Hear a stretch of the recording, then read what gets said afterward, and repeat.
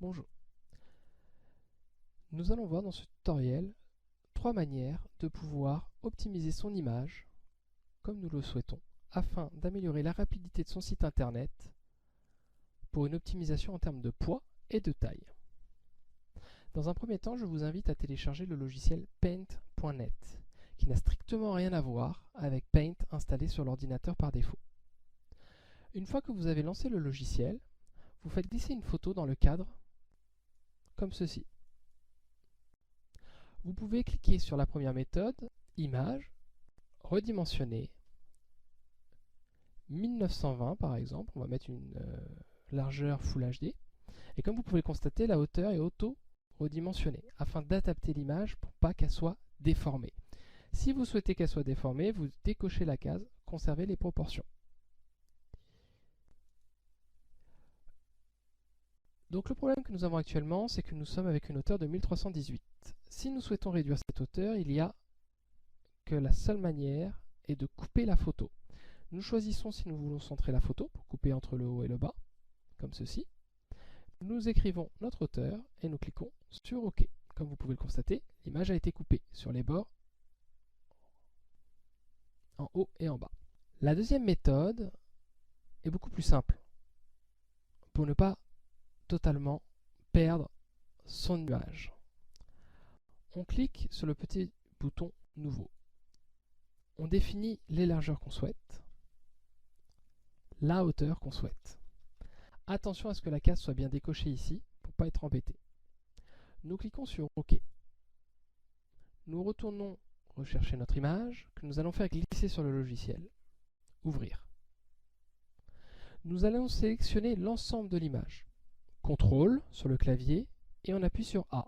Ça sélectionne l'ensemble de l'image. Nous faisons par la suite un CTRL C pour copier. Nous retournons ici. Nous effectuons un CTRL V. Et là, nous choisissons ne pas modifier la taille de la zone de dessin. Nous pouvons dézoomer en appuyant sur CTRL et la molette de votre souris pour dézoomer, ce qui vous permet d'avoir un aperçu beaucoup plus large. Si vous n'avez pas la molette, vous pouvez très bien le faire à partir du bouton moins et plus ici, de la touche majuscule, avec un cadenas dessiné dessus.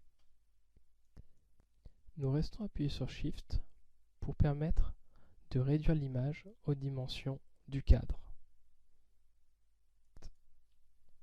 Nous zoomons avec CTRL et comme vous pouvez le constater, votre image, vous pouvez l'adapter comme vous le souhaitez dans le cadre. Bien sûr, vous perdez toujours une partie, mais ça permet vraiment de pouvoir sélectionner comment vous souhaitez votre photo sur votre site internet. Une fois terminé, nous cliquons sur la disquette Enregistrer. Nous choisissons un nom. Nous choisissons le type JPEG, car nous n'avons pas besoin d'un fond transparent. Nous cliquons sur Enregistrer. La qualité, je vous conseille de mettre par défaut 85, où on ne constate pas trop de différence sur un site internet, mais par contre en termes de poids, ça permet d'optimiser l'image. Et nous cliquons sur OK. Voilà, notre image a été modifiée. Nous cliquons sur Propriétés et nous nous apercevons que notre image, qui faisait 13 MO, fait maintenant 542 KO. Si nous cliquons sur Détail, nous pouvons constater les dimensions que nous avons sélectionnées. Dernière étape avant de mettre sur le site internet votre image pour une dernière optimisation, si vous le souhaitez. Il suffit de vous rendre sur votre navigateur internet et d'écrire le site tinyjpg. Par la suite, vous faites glisser votre nouvelle image.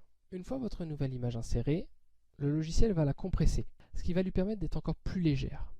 Comme vous pouvez le voir, elle faisait 555 KO et désormais, elle n'en fait plus que 285 KO.